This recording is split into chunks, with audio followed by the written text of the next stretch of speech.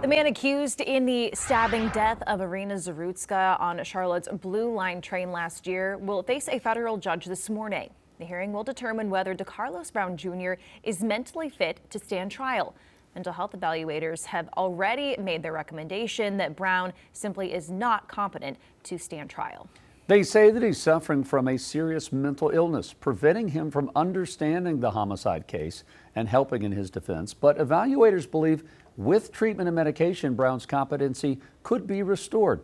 This morning's hearing will take place at the federal courthouse at 9:30.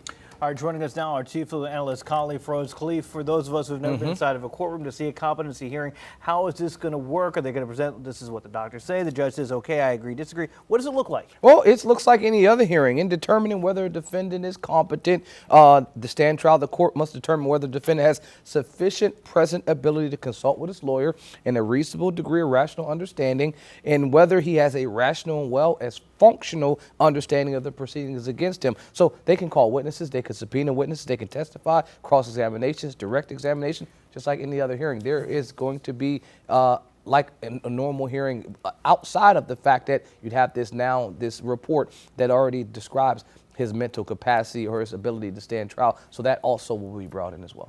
Okay, even though we've heard from some evaluators that say he's not competent, there are, like we just read, some say he might be able to be rehabilitated. What does that process look like? Like, how long? Do you just dismiss the case while you're waiting on it? Yeah, well, there's no timeline, and the federal process is different than the state court process because both of them will have their own competency evaluation. But on the state court, I could say, even though this is in federal court today, once they determine that he is not competent, the state will then remove that case. It will be dismissed. Then he can go out for some time frame, and his rehabilitation will start, and he can be restored. There is no clock on there. There's no time frame or shot clock where it's like, hey, you've been there for 5 years. Now we need to bring you back to find out.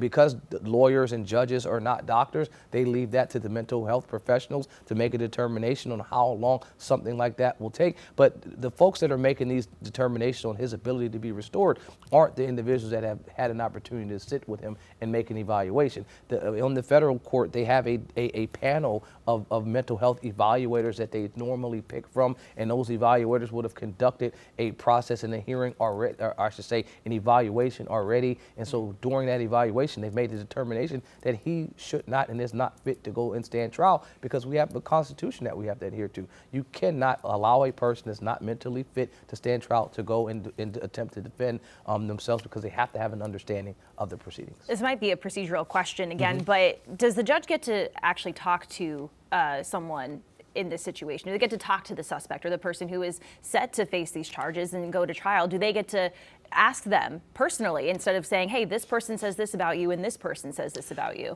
Well, the judge has an opportunity to speak with Mr. Brown in this scenario. However, typically they will talk to his attorney. Listen, counsel, we've seen that this report is here.